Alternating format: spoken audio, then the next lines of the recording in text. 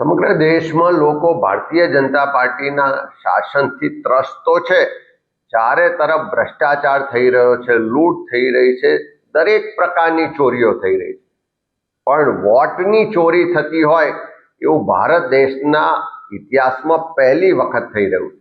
અને એ પણ ભારતીય જનતા પાર્ટી પડદા પાછળ રહીને ચૂંટણી પંચના માધ્યમથી કરાવી રહી છે. ચૂંટણીઓ જીતવા માટે જે કાવા દાવા સામ દામ દંડ ભેદની નીતિ તો ભાજપ અપનાવે જ છે, પણ હવે ચૂંટણી પંચનો દુરુપયોગ થઈ રહ્યો છે. જે ચૂંટણી પંચ સ્વાયત્ત છે, જેની જવાબદારી છે કે તટસ્થતાથી, પારદર્શકતાથી, પ્રમાણિકતાથી ચૂંટણીઓ થવી જોઈએ, લોકશાહીની રક્ષા થવી જોઈએ, લોકશાહીમાં જે નાગરિકોનો મતનો અધિકાર છે એ અધિકારની રક્ષા થવી જોઈએ.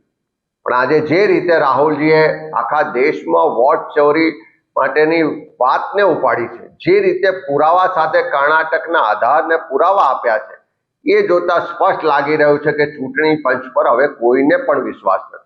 ગુજરાતમાં પણ આપણે જોયું છે કે વારંવાર ચૂંટણીઓમાં જે પરિણામો આવે ત્યારે આખી ચૂંટણી પ્રક્રિયામાં માહોલ કંઈક જુદો હોય, મહેનત કંઈક જુદી હોય, અને પરિણામ આવે ત્યારે એમાં જમીન આસમાનનો ફરક હોય. ખૂબ મોટા માર્જિનથી જે સીટો જીતવામાં આવે છે એની પાછળ આખા દેશમાં આ રીતની વોટ ચોરી જવાબદાર છે. આવનારા દિવસોમાં ગુજરાતમાં પણ એના માટેની એક ઝુંબેશ ઉઠાવવા જઈ રહ્યા છે. એક એક બૂથ પર એક એક મતદારના ઘેર જઈ અને એની ચકાસણી પણ કોંગ્રેસના કાર્યકરો કરશે.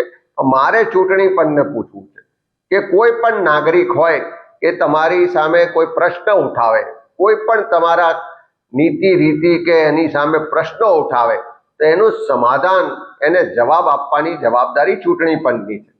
આજે રાહુલ ગાંધીજી તો દેશના જનનેતા છે, વિરોધ પક્ષના નેતા છે. કોંગ્રેસ પાર્ટીના એક જવાબદાર સર્વોચ્ચ નેતૃત્વ જ્યારે સવાલ ઉઠાવતું હોય તો એને સમાધાન કરવાને બદલે, એની પૂરતી માહિતીને પુરાવા આપવાને બદલે આજે એમને એમ કહેવામાં આવે કે એફિડેવિટ કરો, એમને નોટિસો પાઠવવામાં આવે. એ જ્યારે સંસદથી ચૂંટણી પંચ સુધીની માર્ચ લઈને નીકળે તો એમની ધરપકડ કરવામાં આવે. એનો સ્પષ્ટ મતલબ છે કે જવાબ ચૂંટણી પંચ આપવા નથી માંગતું, પણ જે આખી વોટ ચોરીનું સ્કેમ કૌભાંડ બહાર આવ્યું છે, જે ભારતીય જનતા પાર્ટી નરેન્દ્ર મોદીની પોલ ખુલી રહી છે, એને કારણે ક્યાંક ડરમાં, ક્યાંક ભય હેઠળ ભારતીય જનતા પાર્ટીના લોકો આગળ આવીને બળી ચડીને બોલી રહ્યા છે. એ લોકો પ્રેશર કરીને ચૂંટણી પંચ જોડે નોટિસો અપાવી રહ્યા છે. પણ હવે લોકો જાગી ગયા છે. આ વોટ ચોરીનું આખું જે ષડયંત્ર છે એ ખુલ્લું કર્યું છે રાહુલજીએ. આજે દેશનો એક એક નાગરિક રાહુલજીના રાહ પર ચાલીને વોટ ચોરીના આખા ષડયંત્રને ખુલ્લો પાડવા માટે કટિબદ્ધ છે. ગુજરાતમાં પણ કોંગ્રેસના તમામ આગેવાનો, કાર્યકરો, લોકોને વિનંતી અમે કરી રહ્યા છે કે તમારા ઘરની આજુબાજુ કોઈ પણ ખોટા વોટ નોંધાયેલા તમારા ધ્યાનમાં આવે, કોઈના પણ વોટની ચોરી થતી હોય, કોઈના પણ મતના અધિકારનો દુરુપયોગ થતો હોય, એને છીનવવામાં આવતો હોય, ચૂંટણી પંચ ન્યાયિક રીતે કામ ના કરતું હોય તો ચોક્કસ એના માટે અવાજ ઉઠાવજો. અમે બધા તૈયાર છીએ તમારા માટે. આવનારા દિવસોમાં આપણે સડકથી લઈને સંસદ સુધી આ વોટ ચોરીના આખા ષડયંત્રને ખુલ્લું પાડીશું. જે લોકો લોકશાહી ખતમ કરવા નીકળ્યા છે, જે લોકો સત્તા માટે ચૂંટણી પંચનો દુરુપયોગ કરવા નીકળ્યા છે, એવા તમામ લોકો સાથે મળીને લડવા માટેનો આ સમય છે.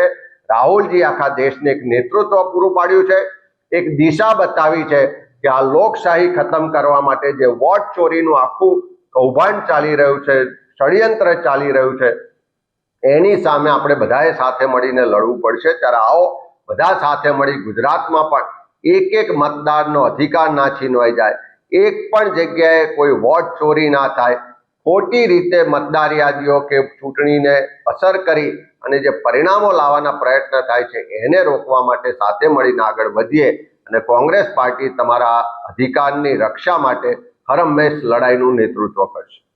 આભાર.